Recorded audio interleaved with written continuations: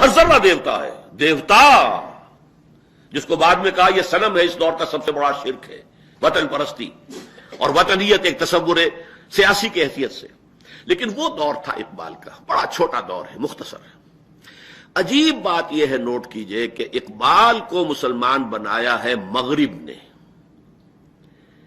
3 سال جو انگلستان اور جرمنی میں گزارے ہیں، در حقیقت قلب ماہیت علامہ اقبال کی وہاں ہوئی، اور یہ وہ ہے در حقیقت مشاہدہ جو میں سن 70 میں کر آیا تھا انگلستان میں۔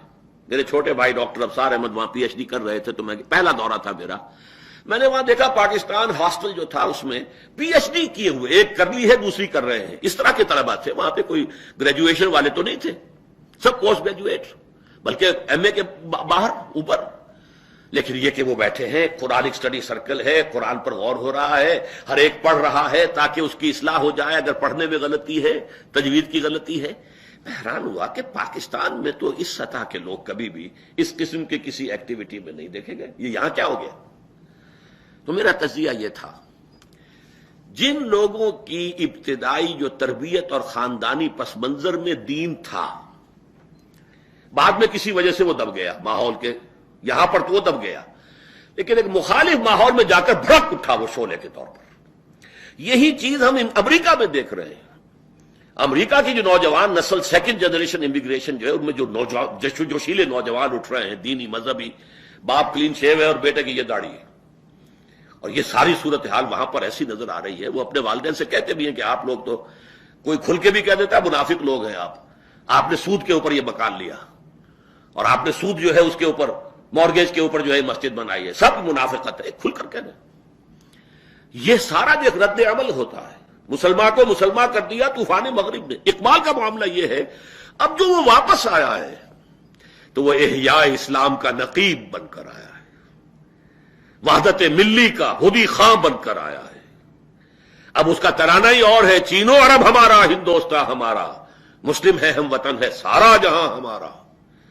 تو نوعیت بدل گئی، قلب ماہیت ہے۔ اب اس کی باغ درا 1924 میں چھپ چکی ہے۔ آپ اندازہ کیجئے طلوع اسلام، غور کیجئے ان نظموں کے اوپر، کتاب ملت بیضا کی پھر شیرازہ بندی ہے، یہ شاخ ہاشمی کرنے کو ہے پھر برگو بر پیدا، نوا پیرا ہو اے بلبل کے ہو تیرے ترنم سے، کبوتر کے تنے نازک میں شاہی کا جگر پیدا، سبق پھر پڑھ صداقت کا، شجاعت کا، عدالت کا، لیا جائے گا تو اس سے کام دنیا کی امامت کا۔ یہ جذبہ، اور دیار مغرب کے رہنے والوں، خدا کی بستی دکان نہیں ہے، کھرا جسے تم سمجھ رہے ہو اب ذرے کا معیار ہوگا۔ یہ سارا جو تھا، اور یہ غلغلہ 1908 سے لے کے 1924 تک اقبال چھا چکا تھا۔ ہندوستان کے مسلمانوں کی جو ذہنی، فکری، نفسیاتی فضا تھی، اس میں اقبال کا یہ پیغام آ چکا تھا۔ اس پس منظر میں اقبال 1930 میں صدارت کر رہے ہیں مسلم لیگ کے سیشن کی، اور آپ کو معلوم ہے کہ وہاں جو 3 کام انہوں نے کیے، نمبر 1، اس خطبے کے اندر مسلم نیشن ہوڈ فلسفیانہ دلائل کے ساتھ اس کا اثبات کیا ہے۔ نعرہ لگانا اور بات ہے، فلسفیانہ انداز میں اس کے لیے دلائل دینا، ثابت کرنا، ناقابل تردید دلائل کی بنیاد پر، سوشولوجی اور سیوکس اور پولیٹیکل سائنس کے اصولوں کے حوالے سے۔ نمبر 2، انہوں نے پیشین گوئی کی ہے، یہ ایک پروفیسی تھی، پیشین گوئی کی ہے کہ ہندوستان کے شمال مغرب میں ایک آزاد مسلمان ریاست قائم ہوگی۔ اس نے ڈیسٹنی، لفظ ڈیسٹنی استعمال کیا، یہ ڈیسٹنی ہے۔ بلکہ آگے چل کر مطالبہ بھی کیا ہے، میں مطالبہ کرتا ہوں کہ ان صوبوں کو ملا کر ایک جو ہے اسٹیٹ بنائی جائے۔ لیکن اصل شے جو ہے وہ وہاں پر، اسی لیے میں نے علامہ اقبال کے لیے مصور پاکستان، مفکر پاکستان کے علاوہ ایک لفظ کا اضافہ کیا ہے، آپ کے علم میں شد آیا ہو، مبشر پاکستان، بشارت دینے والے، کہ پاکستان چاہے نام نہیں تھا اس وقت، لیکن ہندوستان کے شمال مغرب میں ایک آزاد مسلمان ریاست قائم ہوگی۔ نمبر 3، جو اہم تر بات ہے جس کی طرف میں آپ کو توجہ دلانا چاہتا ہوں، در حقیقت اسی خطبے میں نظریہ پاکستان ہے۔ وہ نظریہ پاکستان کیا ہے کہ اگر ایسا ہو گیا کہ ہمیں یہ ہندوستان کے شمال مغرب میں آزاد مسلمان ریاست مل گئی، تو ہمیں ایک موقع مل جائے گا کہ اسلام کے چہرے پر جو بدنما داغ آ گئے تھے عرب ملوکیت کے زمانے میں، عرب امپیریلزم کے الفاظ خطبے میں، یعنی آج کی دنیا اسلام کو دیکھتی ہے بنو امیہ کا اسلام، بنو عباس کا اسلام، اور یہ جو سلاطین تھے ترک، ان کا اسلام، وہ خلفاء بھی کہلاتے تھے. تو یہ اسلام تو کچھ اور ہے، یہ اصل اسلام تو نہیں. اصل اسلام تو تھا دور نبوی کا اور دور خلافت راشدہ کا.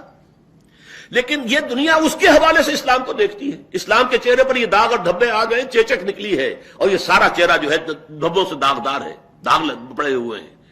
اگر یہ ہمیں مل جاتا تو ہمیں موقع مل جائے گا ان پردوں کو ہٹا کر، ان داغوں اور دھبوں کو دھو کر، اور صحیح اور حقیقی اسلام کا ایک نقشہ دنیا کے سامنے پیش کریں. اور تجزیہ کیجئے، عرب امپیریلزم سے پہلے کا اسلام کون سا ہے؟ خلافت راشدہ کا اسلام ہے. چاہے لفظ یہ استعمال نہیں کیا انہوں نے، لیکن یہ کہ آپ اینالائز کیجئے تو اس کا نتیجہ تو یہی نکلتا ہے کہ خلافت راشدہ اور دور نبوی کا اسلام ہم نافذ کرنا چاہیں گے. اور یہ ہے در حقیقت جو پاکستان آئیڈیالوجی بنا ہے. ویسے شعروں میں جو انہوں نے کہا کہ تا خلافت کی بنا دنیا میں ہو پھر استوار، لا کہیں سے ڈھونڈ کر اسلاف کا قلب و جگر، وہ چیز ان کے سامنے تھی. لیکن یہ ہے کہ اس کے لیے انہوں نے وہاں اس میں یہ لفظ استعمال نہیں کیا.